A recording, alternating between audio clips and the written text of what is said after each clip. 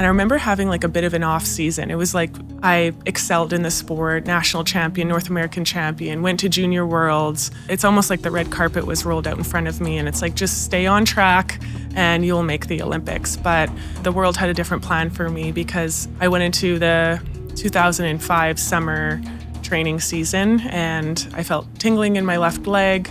And 3 days later, I had no feeling from my chest to my toes. And then I had double vision and lost bladder control and a lot of muscle movement capability. So that's pretty annoying when you're trying to be an elite athlete, let alone just walk as a civilian. It was very dramatic, very aggressive onset of what they thought at the time was going to be multiple sclerosis. They told me I would probably never speed skate again. They handed me an application to AISH and they had me fill out a depression screening survey to give me antidepressants. And this was all within like a couple weeks span of going from one of the top speed skaters in the country to not walking.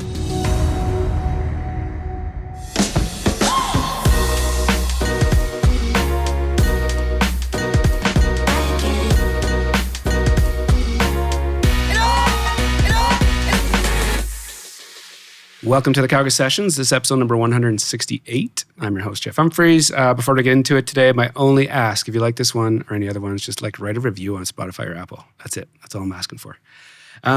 Today's guest, mutual friend Erica, did this intro. She's like, you need to meet her. So met quickly. You're kind enough to say yes to come on the show. So please name and who you are. Thank you. It's Phillips, and I am a philanthropist, investor, community member in Calgary. My bias is towards the health sector and health innovation. And then my charity is all about neuroscience. I do zero research on people because I just I want to hear it on the fly so I can react to it. So I have no context on you. I have no idea. I know that you were an athlete.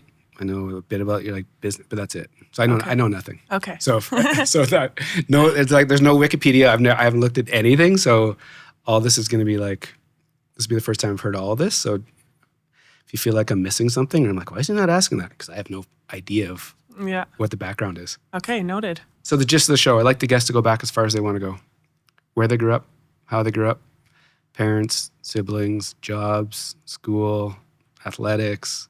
And we kind of weave our way to where we are today. Mm-hmm. And so take this thing back as far as you want to go, as far back as you can remember. Okay, so that's a dangerous offer to go as far back because I'm going to take us far back to when this is sometimes a broken record joke, but I still get chuckles, so I'm still going to say it. Perfect. Way back in the day, I was better known as Quadzilla and not Crystal because I was this little athlete with really big quadriceps. I was a figure skater, but I was also a huge tomboy. And so when I saw speed skating on the Olympics, I was like, that's what I need to do. And my parents were like, much, much more on brand for you. And having those big leg muscles was a genetic advantage in the sport. And that paired with my drive, I was able to accelerate in the sport of speed skating pretty quickly. And speed skating was my life for a very long time at a very young age, starting in preteen, like maybe 9 years old. Where'd you grow up? I grew up in the country south of Beaumont, which is a little used to be a town south of Edmonton. Okay. It had since become a city and one of the fastest growing cities or towns in Canada for 5 years straight. So it's unrecognizable to me now. But when I grew up there, it's like people were members of the 4-H club and they were often bussed in from the country. Yep. And the class sizes weren't that big. Now it's like Airdrie. It's really gone off. Yeah, it's crazy. When you were a youngster, was it sport? Do you have any brothers, sisters? I have an older and a younger sister, and they were both figure skaters. So it's figure we skating all was skated, yeah. And why do you think did your parents just, the oldest person started there first and then the other? I think that's probably the case. My parents were very into sport, not competitively, but my mom played hockey. My parents skied a lot. I think their honeymoon was they went to Austria for a year and they washed dishes at night and skied during the day. So sport and activity and travel and adventure was always a part of their life.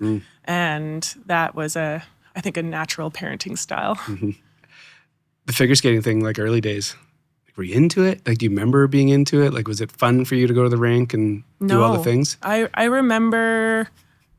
No. Like I was such a tomboy, honestly. I remember fighting to get braids in my hair and wearing a dress and makeup. I remember at like the annual costume, what was it like? It was like a parade on ice. Yep. I don't even know what they call it. It was like a show. Mm-hmm. I was always like the pirate, you know. I was never the princess. So I didn't. You know, in figure skating is, you know, you have to be graceful and artistic, and you have to literally stay in the lines when figure eights were a thing. That wasn't my personality. I didn't really like it. So my poor parents, I must have liked it enough because they wouldn't have forced me to go, but it just was a misfit. So, yeah. Was there, like small town living, was it what was it like? Community, sport? Like, what were kind of the drivers in there? Yeah, small. I grew up in the country, which was incredible because I got really immersed in nature. And so I love nature. I love being in nature. But I'm someone who likes to be surrounded by people too. So I always had friends over and wanted to play with the neighbors, but it was always nature involved and sport naturally. You know, for speed skating, for example, which was my sport in the end, the main cross-training sport was cycling. And so I would find my own routes south of Edmonton in the country and just go on long bike rides by myself and things like that. So it was fun. It was surrounded by nature and animals and people. That was my upbringing, and my classroom was small, which makes the hierarchy a little bit more flattened because it's like if you're going to be, you know, a jerk or something, it wasn't big enough to have cliques, you know? Yeah. So everyone was more so friends. It was still high school-y stuff, but for the most part, yeah, it was pretty great upbringing. That hierarchy piece, I've never heard anybody say that before. I think about it a lot growing up in sport, like in hockey dressing rooms, and understanding like coach, assistant coach, trainer, captain, assistants, and then like first line, second line, third, like, so hierarchy like really resonates with me because it's the same thing when you walk into an office. You walk into a corporate environment, it's pretty, if you've been around enough, you can kind of pick out the hierarchy quickly. Where does hierarchy fit? Like, have you always known that? No, I hadn't always known that. I mean, you naturally understand it in high school. Yeah. But I got to understand it more through watching movies and the different cliques in movies. I was like, I don't think it was quite as extreme in a smaller town. Yeah. Yeah, so I was there was always like the French classes and the English classes, and I was part of the French classes, but I also, on my last, you know, I would travel lots, and not many kids had the opportunity or were really exposed to travel like I was through sport. So I got to create friendships and relationships with groups of people in and outside of school, but most of them were actually outside of school and in sport. Yep. Yeah. Your transition from figure skating to speed skating, what did that happen there? And was speed skating a thing there? And was it an underground sport? Was it? Yeah, no, I don't think there are any other speed skaters from Beaumont, Alberta. There was a figure skating and hockey. Yeah. And then, but I saw speed skating on the Olympics. And what do you remember? Sorry. What Olympics did you watch that like it clicked? No, I have no idea. I forget which Olympics it was. But that was the thing though. You saw it on TV. And you're like, this is early '90s. Yeah, and so my dad took me to a practice in Edmonton. Got to know a few people, and it was like I don't even remember having to make a decision. Like it was a no-brainer. I was going to do that. So then my poor parents were now committed to driving me into the city. Yeah. Just about every day. And in some cases, my dad would drive me for like a 6 a.m. practice in the city before he would drop me off at school and then him go to work. Crazy. But my sisters were competitive figure skaters, so their schedules weren't any lighter. Yeah. When you start the whole podcast of talking about your anatomy and how your legs are, was it just naturally, you just had very powerful... Yeah. And like you say it, and I think of like a cartoon right away, right? Like just like Yeah. jacked, but you knew there was something different? I mean, not physically. I had no idea. I didn't think about that. You were walking around like It's with more me. tight jeans. And Yeah, like like once you're a speed skater, it's just kind of a thing. Like everyone has big legs. Yes. But it's kind of nice that you have like positive body image, I would say, because it's like muscles are a good thing. And and it was all about strength and power and performance. Yeah. It was, I just had a healthy view of my anatomy and what I needed to be successful in sport, which was my number one mission at the time. Long track, yeah? I actually started as a competitive, both. Okay. I did both. Okay. And most people do. You do the circus of, I tried to say circuit. You do the circuit of It is a circus though, that short track. Yeah, like provincial champions and Canadian champions and North American champions. And I had a lot of success early on. So I was Canadian champion, North American champion for several years in a row. And like a youngster as a... Yeah, young teenager. Yep. Yeah. What was it that clicked for you? Like what was it about that sport that just like lit you up? I liked going fast. Yeah. Yeah. And I was good at it. So just there's nothing more fun than that.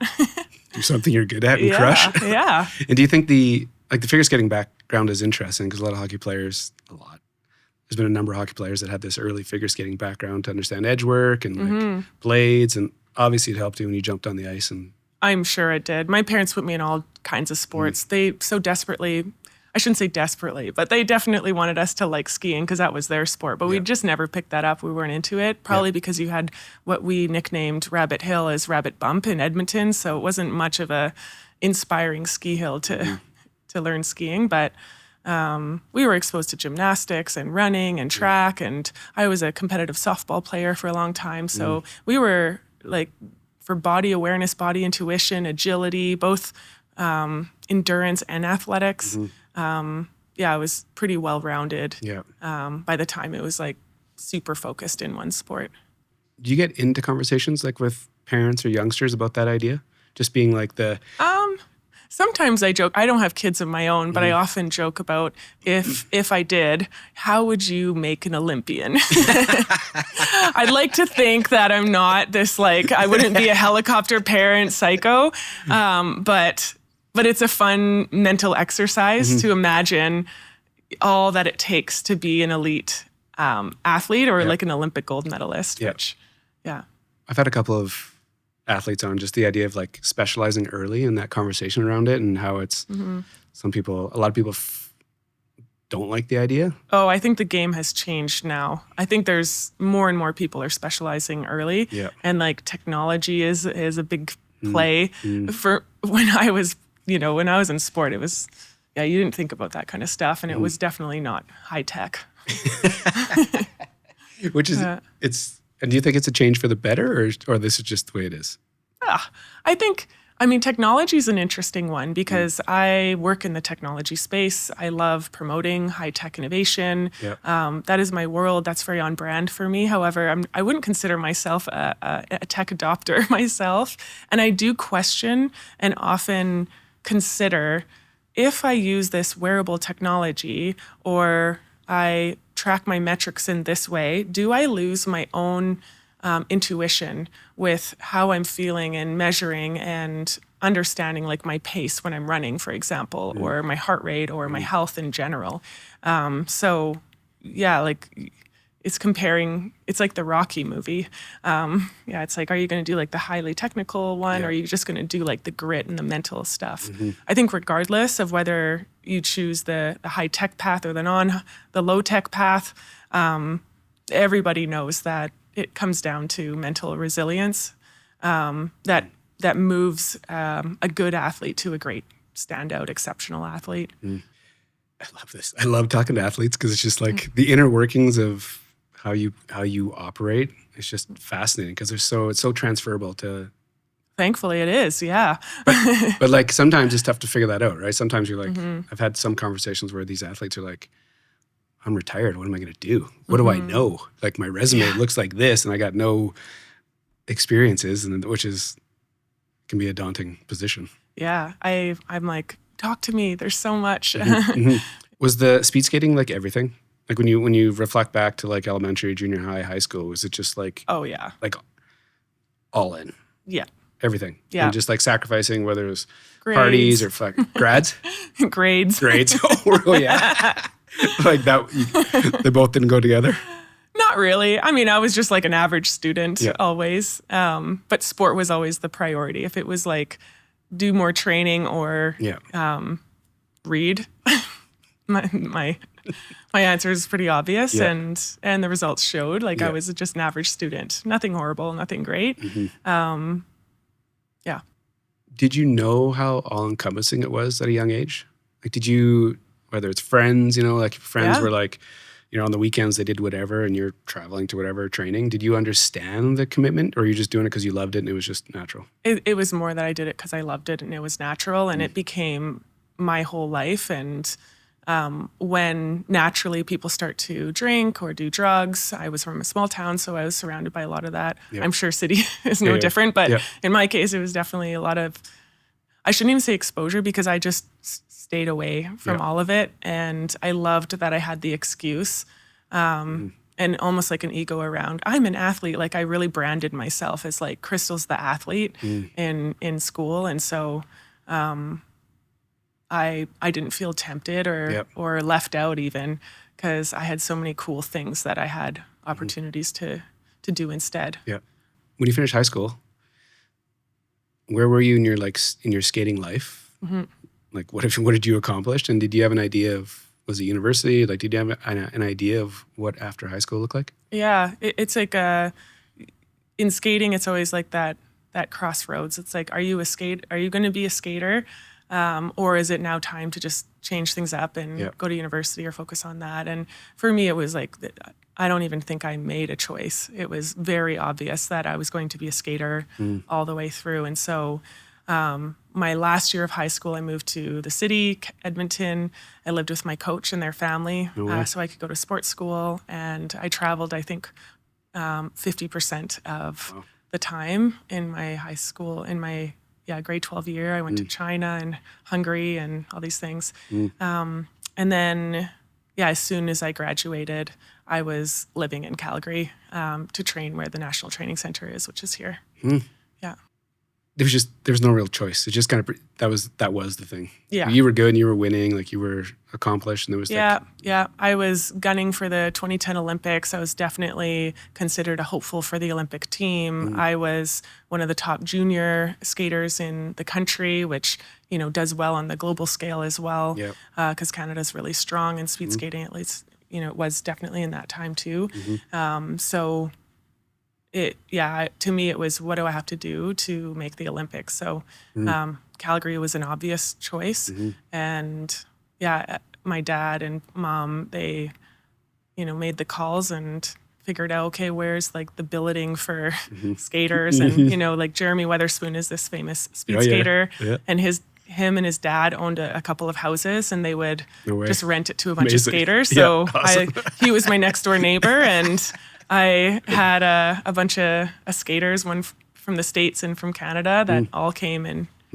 So it was great, because then we were all on similar schedules and values and how we spent our time, and didn't drink very much and all that stuff. Like to say you want to go after the Olympics. And sure, there's results when you're a junior, but it's never a given to just, be good as a youngster and then know that the Olympics, like it's not a slam dunk or a guaranteed.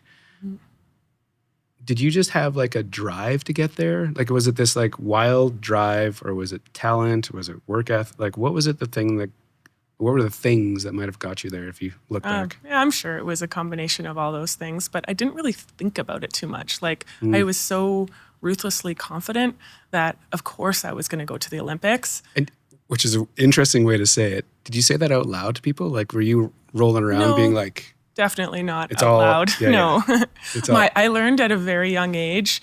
This was a leadership tip from my dad. And he said, confidence and cocky are complete opposites. And so he always inspired me to act more confidently, give back to the community, never be a showboat, support, the younger generations growing up. And like, I'm like a young teenager myself, but I would, volunteer to help or just be friendly with everybody. And that was very much a big value of mine. So I certainly wasn't showing off about my confidence in making the Olympics. And I mean, you get to the point where everyone goes, I wasn't a big fish in a small town once you moved to Calgary. Yeah. And then you were competing on a global stage. Like you weren't the best anymore. And that's humbling. And yeah. Did your dad sit you down and like say those words? Like, were those kind of lessons common? Like it's. Oh yeah. Really? It was like, you don't cross the finish line. We would see someone else cross the finish line of a race that we're watching together, and they would put like the number 1 sign up, and he's like, don't ever do that. So it was a consistent message. And the theme really was about leadership. And, I remember my parents saying like, I'll love you whether you come in first or whether you come in last. There was no like high pressure or anything like that. Amazing. Living in that house with all the skaters, like Wetherspoon's obviously a giant name. Was it like living in a bubble? Like, was your world very purposefully? Yeah. It was like an intentional bubble. Yeah. Yeah. But like all consuming, all focused, every decision you made, whether it's diet, travel, people you hang out with, vacate, all of it, just like. Yeah, I would say so. Yeah. Everything was around. At that point, yeah. What's the result what's this gonna do for me towards my goal? Yep. You don't think of it that way. It's just natural, but yeah. Young? How old I was 17. Leading up to the 2010 games? Leading up to the 2010 games, no. I was 17, moved to Calgary in 2003. Oh, wow. Yeah. So you were young when you came here. Mm-hmm. So what does that look like when you get here? As a youngster, like when I think about myself at 17, I'm like, I don't know if I could move away from home. From once you got here to that, like, did you skate in the 2010 games? I didn't. Okay, so that story from like when you get here to that chase. Yes, I know my roommate loves telling this story. My first roommate, who's like one of my best friends to this day, she loves telling the story because I've since become a nutritionist, and I became really interested in health and being proactive about health and dealing with my own health. So she remembers my first meal was, and I'm like, here, earmuffs to my mom, but it was like one of those like pre-cooked slabs of ham. Oh yeah. And so I like fried some ham and some baked beans, and I had that with pickles. And that was my first meal when I moved and lived on my own as a teenager in my little like skating frat house. Which is really funny because now I'm like, ooh, that'd have to be that's a bad day. That's a bad health day for me. Was that all it was? Was it just skating for whatever, like 6 years? Was it just on the Canadian team traveling around? Like, what were you doing? So that next year, was on the junior team, was, one of the young potentials. Mm-hmm. So you were getting media attention and that kind of thing. Mm-hmm. And then it all changed very suddenly because of my health. I guess it would have been 2005. So 2 years in. Yep. And I remember having like a bit of an off season. It was like up until that point, it was so easy for me. Not easy, but like I excelled in the sport, national champion, North American champion, went to junior worlds. It was pretty like it's almost like the red carpet was rolled out in front of me, and it's like, just stay on track and you'll make the Olympics. Mm-hmm. But the world had a different plan for me because, and it was very sudden. So I went into the 2005 summer training season, and I felt tingling in my left leg. And 3 days later, I had no feeling from my chest to my toes, and then lost vision. Or had double vision and lost bladder control and a lot of muscle movement capability. So not very, that's pretty annoying when you're trying to be an elite athlete, let alone just walk as a civilian.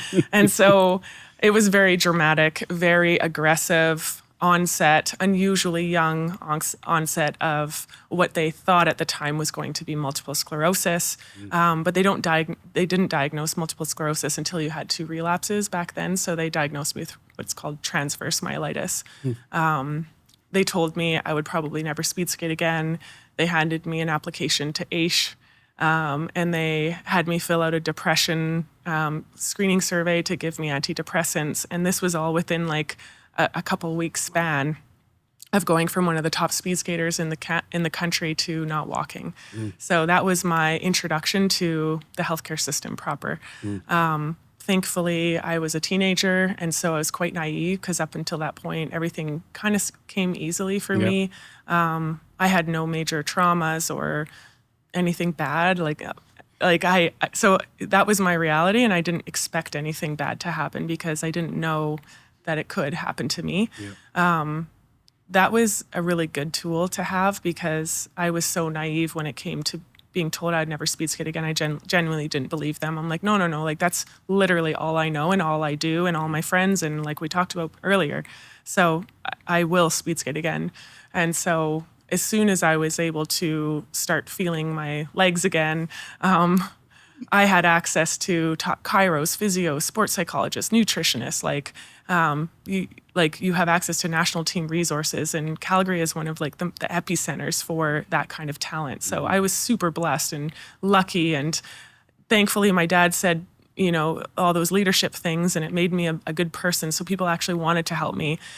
So with all of those resources, I was able to relearn how to walk, relearn how to bike. Eventually, this is another old joke that still seems to land. I looked like a baby giraffe on ice. And see? And I was able to recover enough to race my first competition about 4 months after I could walk again. And the whole community was really supportive and encouraging, cheered loud at seeing me skate again. It was very emotional.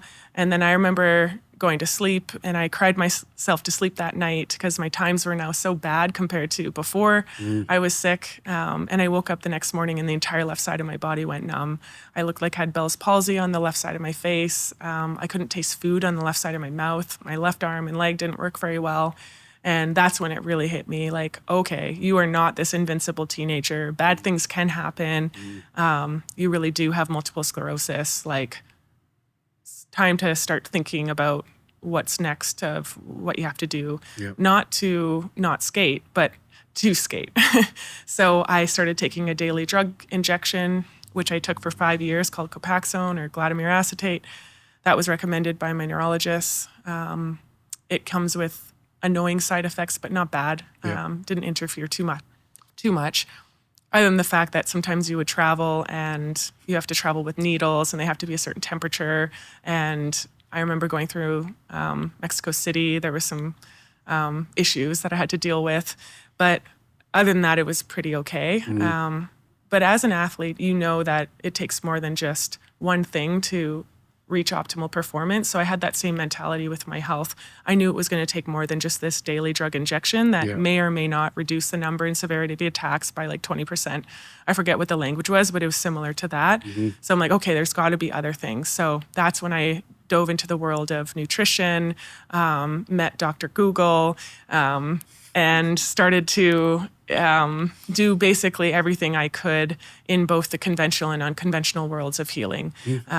Turns out that I'm, one of, thousands of anecdotal cases of people with neurological disorders or autoimmune conditions who look at more holistic ways to heal themselves. So I got really inspired by a few of those leaders and decided to explore, but not to do like anything anti-pharma or anti-regular system. I just knew that a holistic approach is what reaches elite sport, so it's got to be what the answer for my health. And so over the next 5 years leading up to the 2010 Olympics, I had relapses, meaning my body would attack itself and I would have random symptoms or like a more severe attack. But the more I got into this holistic way of looking at and treating my disease, the fewer and further between my relapses became, and when I did have them, they weren't as severe. So fast forward 5 years from onset of the disease, I qualified for the trials for the 2010 Olympics. I was an elite athlete again. Went into the pre-Olympic season of training and overnight lost vision in my left eye, which is common in MS. I also got more MRI results back, and it showed that my disease was progressing, and it was predicted that I would be in a wheelchair in the next few years, and that I should basically brace myself and mentally prepare for that being my reality. They also recommended a much more aggressive drug treatment plan that had side effects that sounded worse than disease itself to me. And I thought, I'm never going to know whether it's the alternative stuff that got me back to an elite level sport or my drugs if I'm doing both at the same time. So I was like, if I'm going to be in a wheelchair in a few years anyways, like I've got nothing to lose. Yeah. And I've got Olympic trials in 8 months. So I'm going to choose one over the other. And so when I looked at the side effects of the drugs, I'm like, oh, that's not pretty. And then I looked at the side effects of the complementary and alternative therapies that I was doing, and the side effects were like better energy, better sleep, a six-pack. Like it was much more attractive. So I was like, you know what? I'm going to make the decision to go off all my drugs completely. I went to India for a controversial test and I raised some money so that I could afford doing private healthcare and get more support and personalized support. Yep. And then, was aggressive with my program, and I was able to recover from my relapse enough that I could race in the trials. And although I missed the 2010 Olympic team by a few spots, the government of Alberta invented what I'm calling a sympathy grant. They knew about my story and stuff, and they ended up gifting me this grant and sending me to the 2010 Olympics so that I could go there as a spectator and cheer on my teammates and still experience that piece of the Olympics that had always been my dream. I figured that was a good time to retire from speed skating and then pursue my new, even bigger dream than the Olympics themselves, which was to start looking at the healthcare system and see how I can fill the gaps that I noticed as a patient. So wild. Like, I know nothing. So to hear this I'm like, holy shit. It's funny saying it in like a short period of time because I'm like, oh, it was like over so many years. But when you say it in a condensed way, you're just like, whoa, that's a lot. When you're going through it, like, how did you show up every day? How did you, as a like high performing person, athlete, to then be dealt that card, to still have the like drive and a goal to achieve? How did you manage the roller coaster during all those years? I, like a regular human being, I went through the roller coaster of emotions. And then, like anything, every time that you face a challenge and you overcome it, you learn something from it, and you can adjust your behavior and mentality for the next one. So I certainly wouldn't claim any kind of hero status, because when I was first diagnosed, I wanted to complain. I felt sorry for myself, asking the questions of why me. It seemed like no one else had ever dealt with anything even remotely close to as horrible as what I was going through. But again, my parents had good mentorship in that respect. They're just like, everyone has a thing. Everyone goes through things. It might be at different times in life, but you got to play your strengths. Focus on what you can do, what you can eat, what you do have, as opposed to the opposite. And as long as you stay focused on those things, then you will find a way for yourself. And so that was a really, really valuable lesson that I carried forward to this day, and it helped me through all of the challenges in life. Yeah. It's one thing to hear it. It's another thing to actually like react to that properly and trust it. Yeah. Especially as a youngster too, right? Like you were tricky. Like just the swings I'm assuming could have been all over the map. Wow. When you decide to retire, how old were you ish? Early 20s. Okay. And then so did you have mid-20s, and the healthcare thing, was it just, it's an interesting pivot, obviously, right? But obviously you've been around the system for a lot of years. You've seen the good and bad of it. What were you thinking about? What'd that transition look like? How'd you get into it? The idea had been stewing throughout my experience as a patient, going through the system and just asking myself like, hey, that doesn't seem right. Why is it like that? And I just had a lot of curiosity. And was very proactive and continued that curiosity in my whole journey. Yep. And so that formed a lot of questions. But then I started to understand how things were incentivized and that they didn't always align to what was best for the patient or the best outcomes for the health system. And that was probably why there were the gaps that existed. So that all sounds like very fluffy and big, dumb buzzwords, but ultimately I was a patient in a healthcare system. I went to my neurologist. You kind of had limited choice and options. It was like this drug or that drug. It came with a bunch of side effects. There wasn't at the time much interest in all of the other things that I was doing other than you should be on vitamin D. That was like the big, like, wow, we've really broken down barriers. They're recommending vitamin D. But there were so many other things that we could do for your health and that was working for me. And I'm like, I'm never going to know whether it's what's helping me is going to help other people if no one's ever going to take my data and study this or get more curious beyond the next drug option. I think there's got to be just like my thoughts in sport, there's got to be this holistic way and personalized approach to health that, what's missing in order for us to achieve that. And so the biggest gap that I felt like I could go after was there was a lack of funding for the less conventional approaches to healing neurological conditions. As a nutritionist, I was trained to look at the body system, not the disease itself, because as a one-year diploma nutrition person, like... Is that what you did? Yeah, okay. And it was more for my own health, but then I got really interested in it, and I worked a bit as a nutritionist in a brain health clinic with elite athletes, and I learned more and more from there and became fascinated by the power of what you ate and how you thought and how you moved and the outcomes of that. Did you take that diploma post-career, like when you retired? No, or was it like when I was skating. Okay, Yeah. and you were still trying to recover night classes. Yeah. Okay. What started to click for you? Like once you started working and like gaining more knowledge, you were just like there's more to learn and just... Yeah, it's like the more you know, the more you realize you don't know, and you start to tinker with different diets and things, and for both sport performance and health. And you started to see results in different ways, and you're like, wow, there's like a power to this. I want to keep exploring. And so, it was in 2009 or 10 that I went off my drugs completely. And if we skip a bunch of stuff and fast forward to today, I haven't had a relapse since.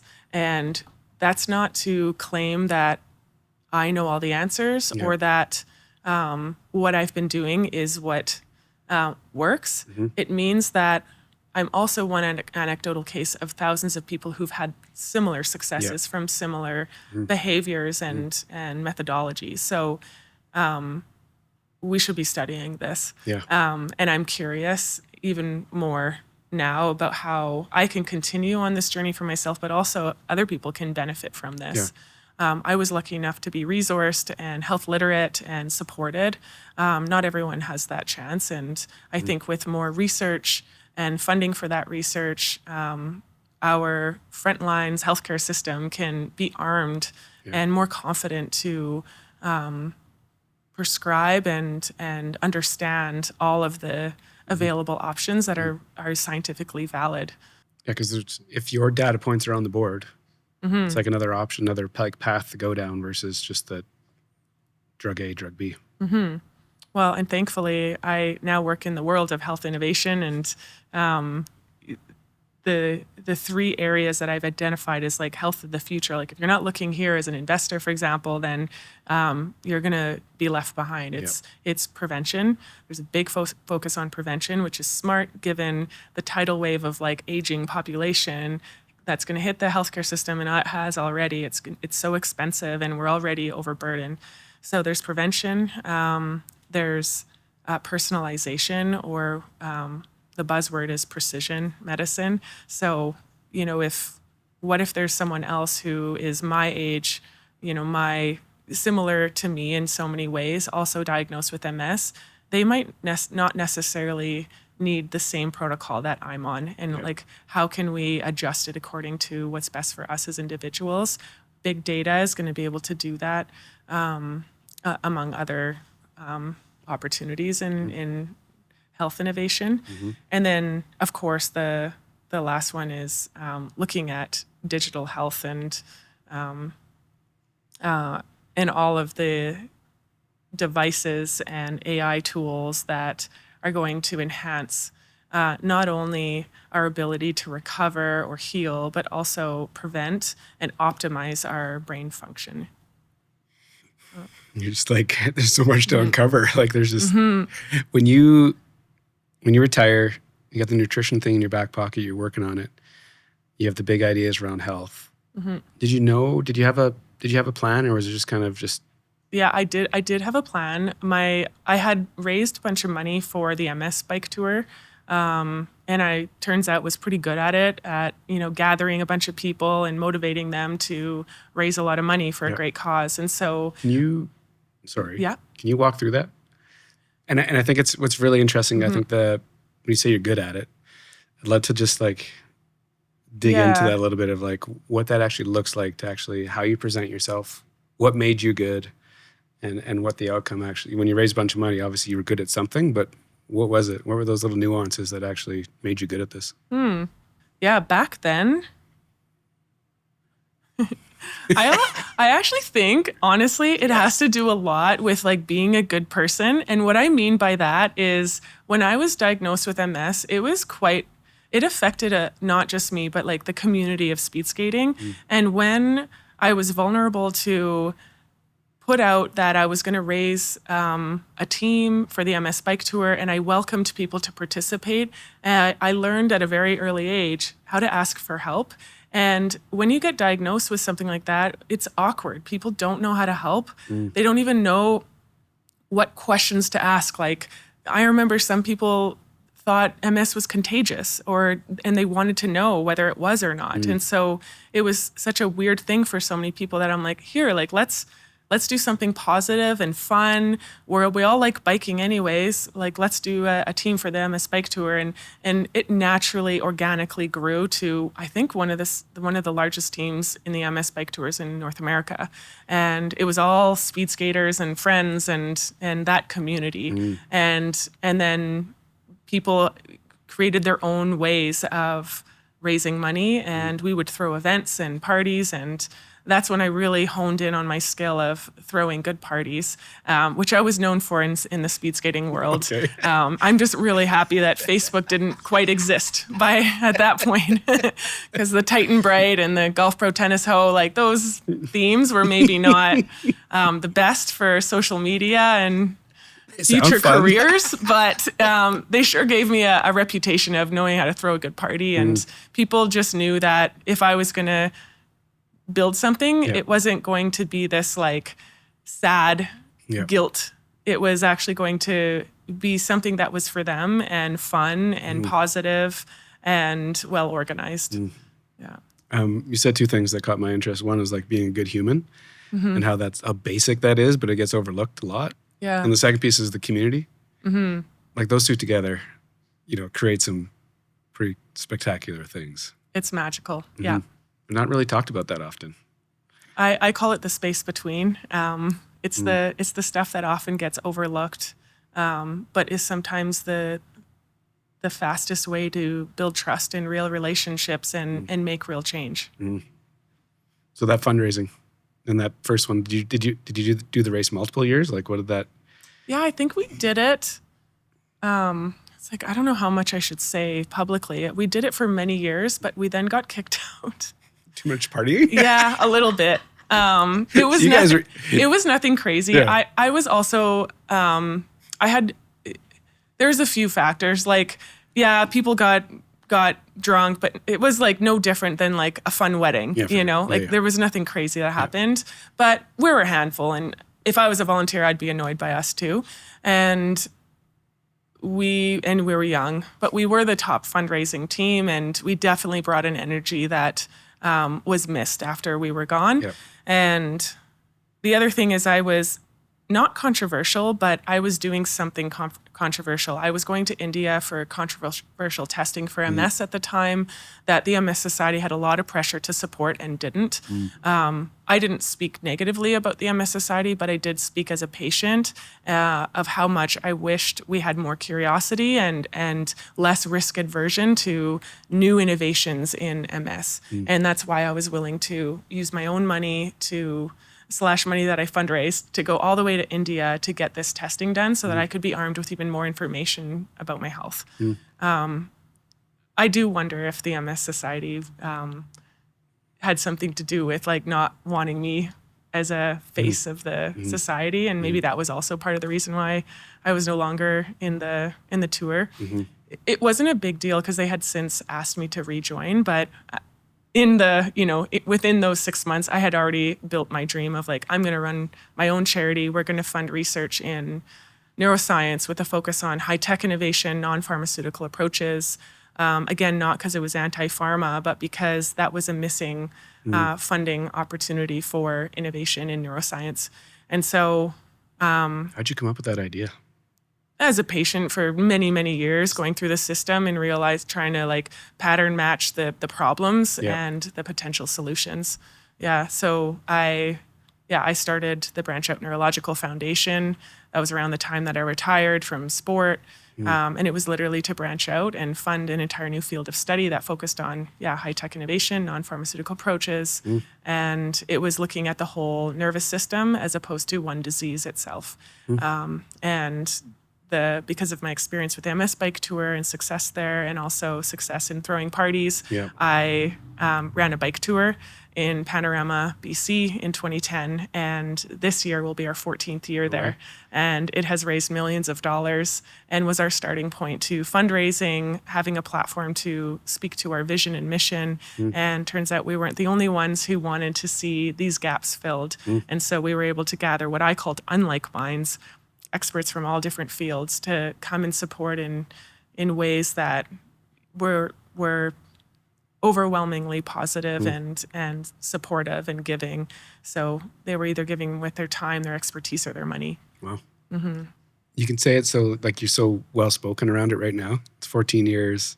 When you first like dream about this and you're thinking about it all those years ago, could you have pictured what it is today? Did you have an idea what it could be, or were you just like how are you making moves? Because it's like it's not a big departure, but it's a pivot from high-end athlete, to this. To this. So, like, what was your driver? How were you figuring out what to do?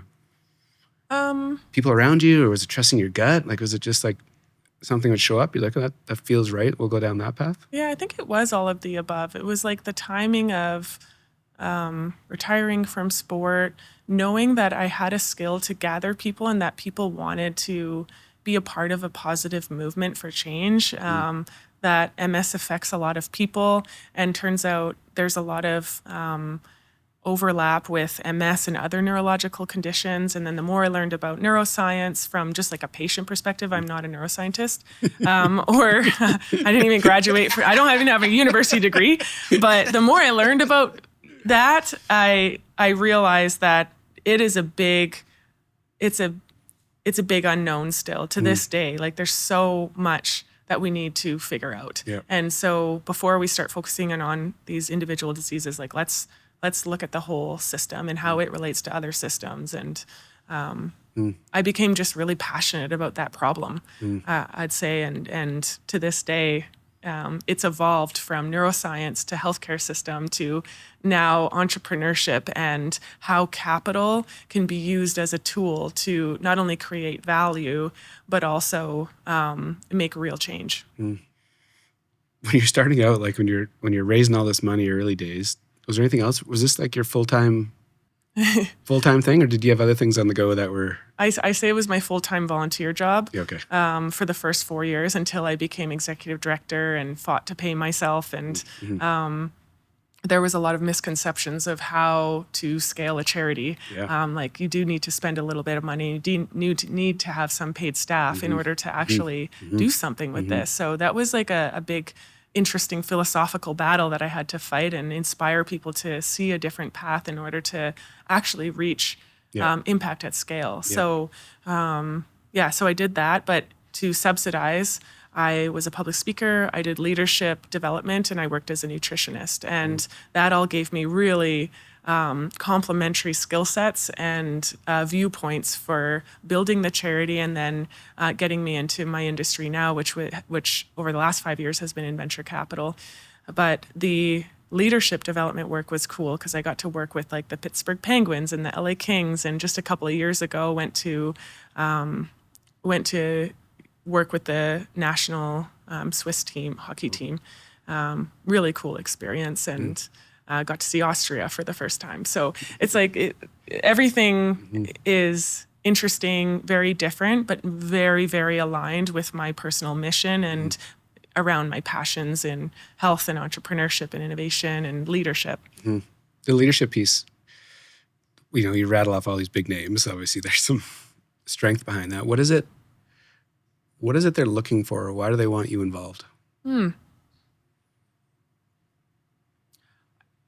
I get the feedback often when I speak or when I work on leadership work that people find me to be genuine and approachable and therefore believable. And I also have some success behind my name, and undoubtedly it's all been for very passionate reasons that are to help other people. So people want me to win, and they want to gain inspiration so that they can utilize these kinds of skill sets for their own passions.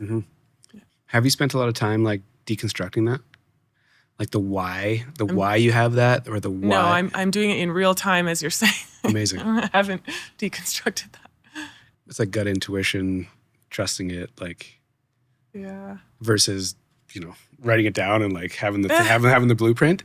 You know what it might be is well, I've spoken to my parents and like the influence they had on me that was very positive, very leadership, and be a good person.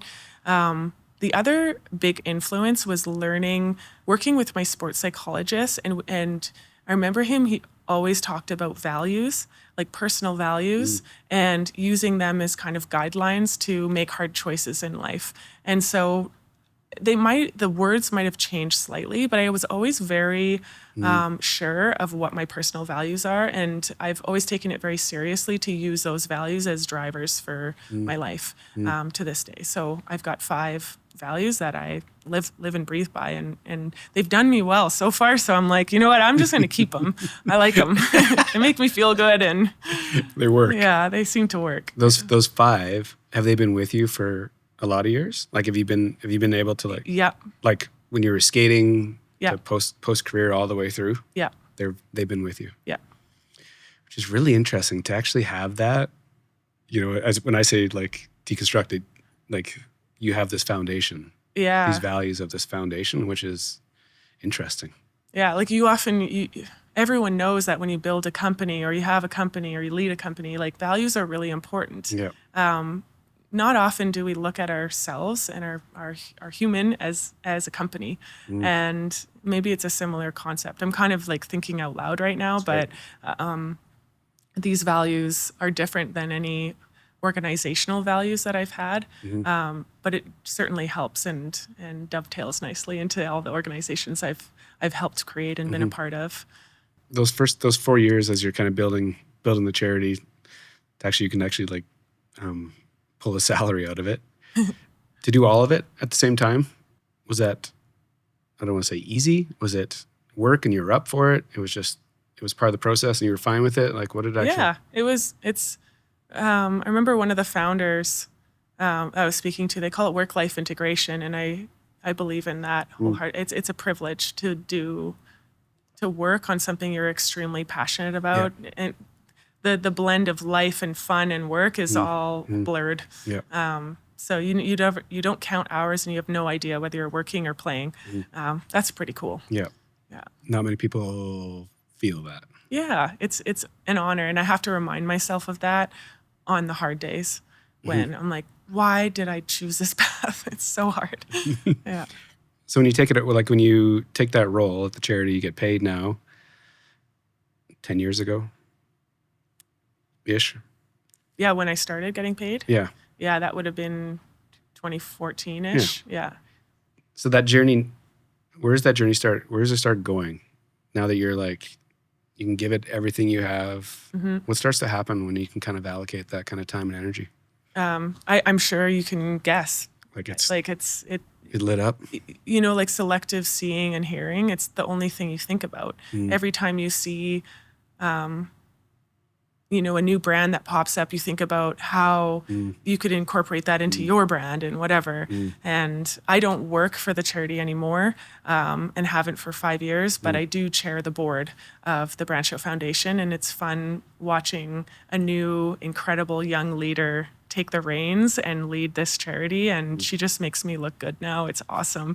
She's amazing and wise beyond her years, and has a lot that she can contribute and grow the charity with that I didn't have. Yep. So this is a pretty fun stage of growing my baby. Like I always say, it's kind of like I birthed this, and it was time to graduate and send my kids off to university, but I really hoped that they would stay, come home on Sunday for dinners. And thankfully I had that, because I developed a great friendship with the now executive director of the Branch Out Foundation, Aaliyah. And so we get to talk and hang out all the time, and that the charity life work also gets blurred and blended. So when you that transition out of there, what happens there?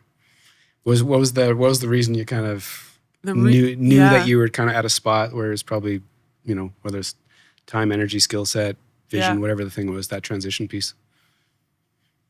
I helped co-build the Branch Out Foundation to be a multi-million-dollar national charity funding research in universities across Canada. My mission was always to find solutions for neurological disorders. But what I saw as another big gap was we are so good in Canada at developing the IP and funding the R&D and finding amazing talent and scientists to advance our understanding of neuroscience and how we could potentially treat neurological disorders.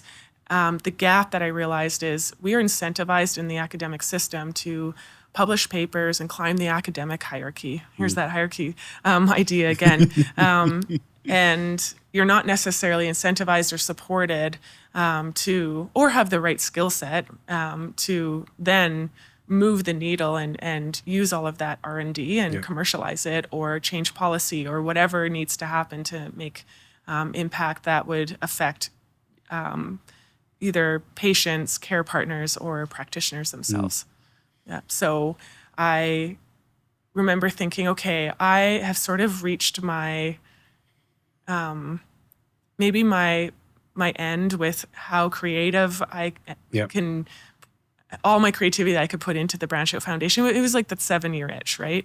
And I wanted new ideas and fresh blood into the organization. And I knew it was time for me to help the organization from a different angle. I was thinking I was going to be like a public speaker or something. I didn't really have a plan, except I then was at a conference with a friend who I knew through like the Alberta tech world that was starting to brew in Calgary. And he was talking all about the healthcare sector. And I was like, oh, I thought you were all tech and didn't realize that it was like health was like one of the sectors that you really wanted to focus on. And I was like, we just had a really good conversation. He's like, well, you should come for coffee with my two friends. We're thinking of creating something. Let's have a coffee. So I had the Dangerous Coffee meeting. I told them all about my framework that I use, the IP that I'm seeing being developed, the commercializable opportunity and the R&D. And they were like, well, we're starting what's called Thin Air Labs. We want to, within that, build a fund that we would invest in early stage companies. And then we all have a passion for the healthcare sector and would love for that to be a big part of it. Basically hired me with a handshake. I pretended to think about it for a couple seconds, took the job, and then went home and Googled, what is venture capital? And this has been another wild roller coaster over the last 5 years because then COVID hit right away, and we had some time to like really strategize what we wanted to do as Thin Air Labs. And so we supported early stage companies with grant funding and product development and all the skill sets it takes to grow a company from early stages. And then on the other side, which is where I worked, is we decided to raise our own fund. So we raised Thinner Labs Fund 1. It was sector agnostic, but health was a big focus. And we raised just shy of $20 million and funded 22 companies, mostly based in Alberta, and half of them in the healthcare sector. So I got to learn venture capital, investing, early stage, how to work with founders, founder empathy. And turns out if you've been a founder yourself, you naturally have founder empathy. And if you're a high performer, it kind of takes one to know one, and you learn how to identify high performers. I knew how to fundraise. This time I can actually offer financial returns as a potential for investors. And then, of course, understanding how to connect and support the companies once you invested in them. I didn't quite believe it at the time, but there was a lot that I did with the Branch Out Foundation that you just added a few zeros and it's the same in venture capital. So what a ride. It was so fun, and we fully deployed that fund. And so now I'm in the exciting times of what's next, and I've got a lot of things brewing, and I'm sure just listening to this podcast, people can assume and take guesses of the types of work that and jobs I'm gonna either create or join. Do you, like, you're so well-spoken and thoughtful, and it's very together. All those lessons that you rattled off at that last job, whether it's leadership and fundraising, like there was all these experiences and things that you've had over all the years. Then you get to this gig and you're like, I know all this. Like, there's no school, there's no like piece of paper that says you're allowed to do this. Yeah. It's just like you experienced things and you went through things and you just had this skill set and you landed in the spot. Do you give that much thought of actually how that all came to be? And I think other people give it more thought than I do. It's kind of like when you asked me about if I thought I was going to make the Olympics or not. It's like, I just really follow my passion. In the leadership work that I used to do, there was a personality model, and there was 8 personalities. And like the leading quality of my personality was leads with passion. That's, as much as I don't want to think we're all just an algorithm and we're all boxed into these 8 personality types, I definitely fit the mold of this personality, and you can see it in my journey. I've always stayed true to myself, true to my values, and it's a privilege to to kind of know that and own it. Yeah, to operate from that position is very different. Yeah, it's fun. It's funny you give it zero thought. Like, do you just trust it? And do you just trust that you're a good person and that you just trust that you're going to get to wherever that next thing is?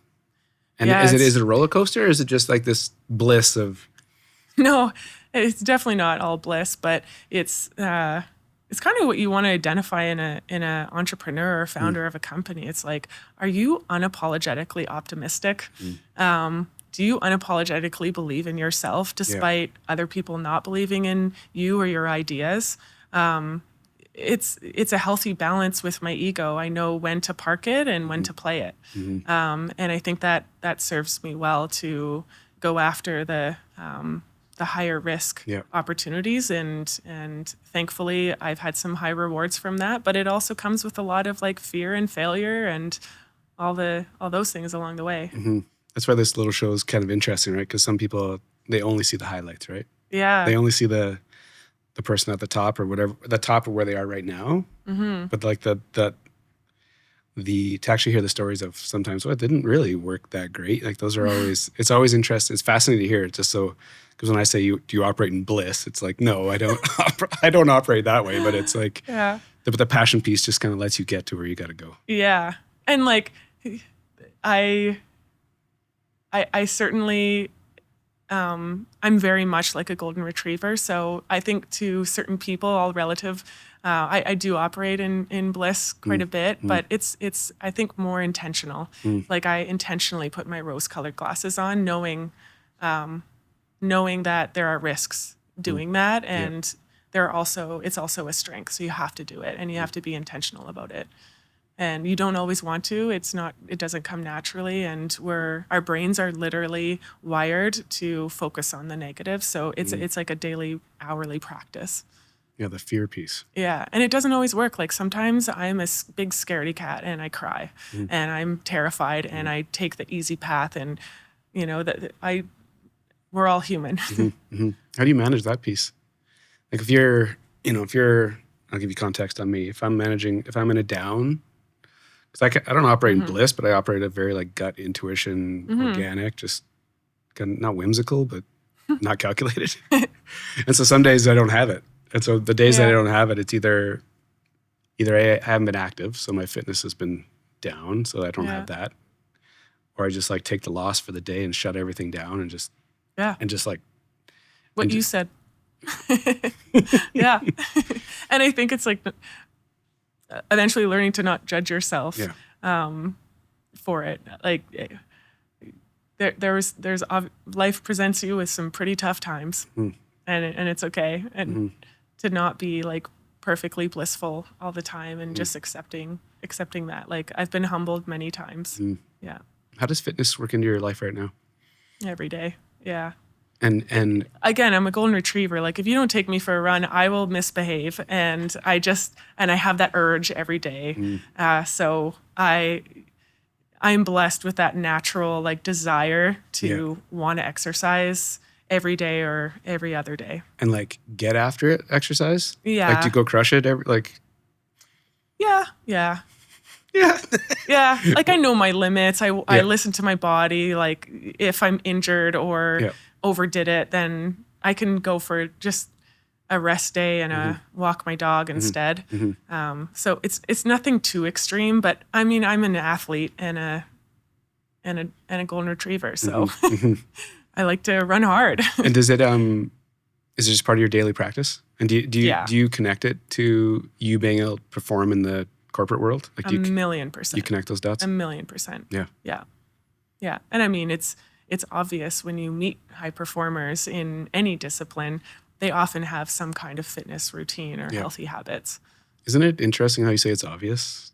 And there's a lot of people that have no idea. Yeah. And a lot of people, when I say a lot, I don't know what the number is, but there's a number of people that are looking for an answer that isn't fitness. Yeah. Yeah, either that or I'm so privileged to have grown up as an elite athlete. Yeah. All my friends, like, we might have had some rosé on Saturday because it was sunny patio weather, but you bet that we went for a bike ride beforehand. And it's just natural for us to like work in activity with our social activities. So there's always that balance. I am a mentor in Big Brothers Big Sisters, and I have a mentee who just is so naturally focused on wanting to be healthy and fit and all this stuff. But her lifestyle and upbringing was not like mine, and she didn't have the kind of exposure that I had. And so she's learning in her early 20s how to really embody that and make it part of her every day and surround her life with health and fitness. And I've seen like an incredibly inspiring transition or transformation over the last year with how she behaves and acts and all the health choices she's made. It's just like, wow, do I ever feel lucky, but also inspired that when people have that exposure and they feel the benefits of it, they can make some significant life-changing changes, for the better. So that's been cool. As a high-end athlete, it's just like it's ingrained in you at a young age. The weird thing is sometimes people shut it off and they shut it off. Like if they retire or they get forced out or whatever, and sometimes they just like turn it all off because it's been so consuming for so many years. Yeah. But it's, me not being a high-end athlete, it's just fitness is so important to the mental fitness game. And I feel like it's not an unlock, but it's kind of a secret sauce, like. Oh yeah. I always say it takes energy to make energy. Often if I'm tired and I'm like, oh, I just don't want to, I know If I've got any logic energy in my brain left, I'll say, okay, if you go spend some energy, then you'll get your energy back. And it's so true, all within reason, of course. Yeah. I'm not an ultra marathoner or anything, but yeah, that was actually one of my big realizations when I retired from sport. I was like, oh my God, working out actually gives you energy. Whereas when you're training for the Olympics, it's like you're basically sleeping whenever you're not eating or working out. Yeah. How far out do you look? Do you plan things like 5 years, 10 years, or how do you?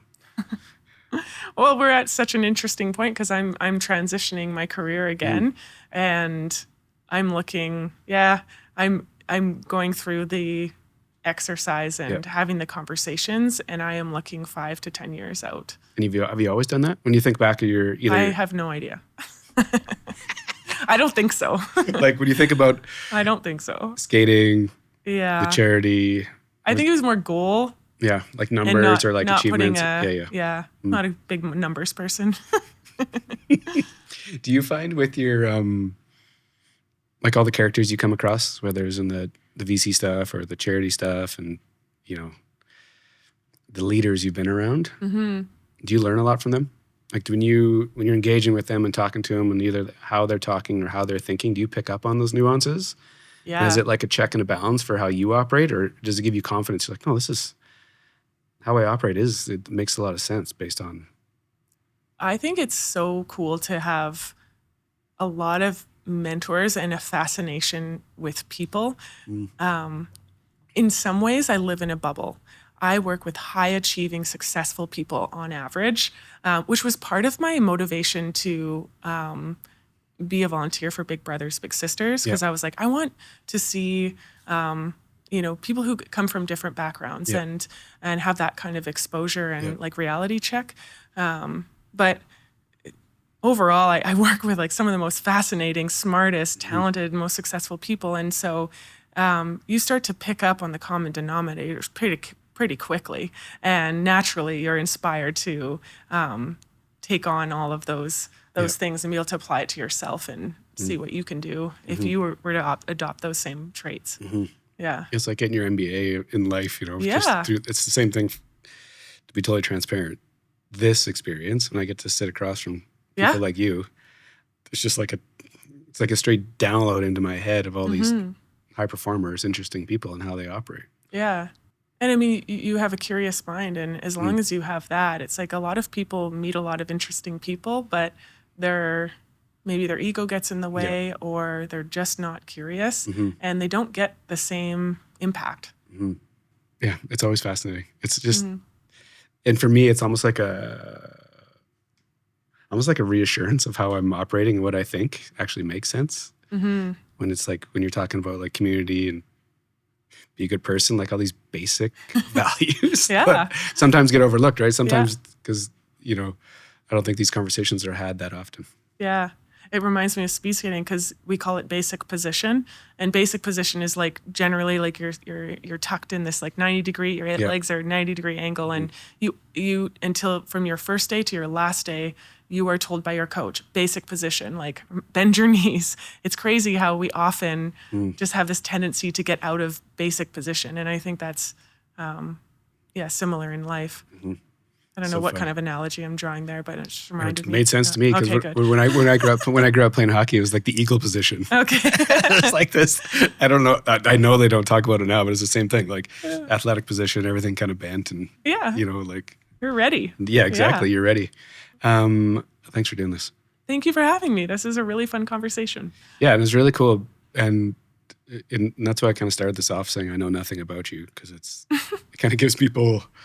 Potentially, well, you can tell me, but it gives you the freedom to kind of, this thing goes where it's going to go, whatever's like top of mind for you. So it's cool to hear these stories, because sometimes, people might see something online of like, announcements or accomplishments or all these things, but to actually hear the story firsthand is like really fascinating for me. So thank you. Oh, awesome. I end the show with one question. When I say Calgary, where's your head go? Ooh. I see so much opportunity for growth. Maybe I'll just leave it at that. Yeah. Again, 160 7 other answers. It's always fun to hear what people have to say. So thanks for your time. Thank you. It's going to be cool to watch where you go and what you do. And now I can like creep on you and feel like, I know her. Then I can like watch this story unfold. So thanks for your time. Thank you.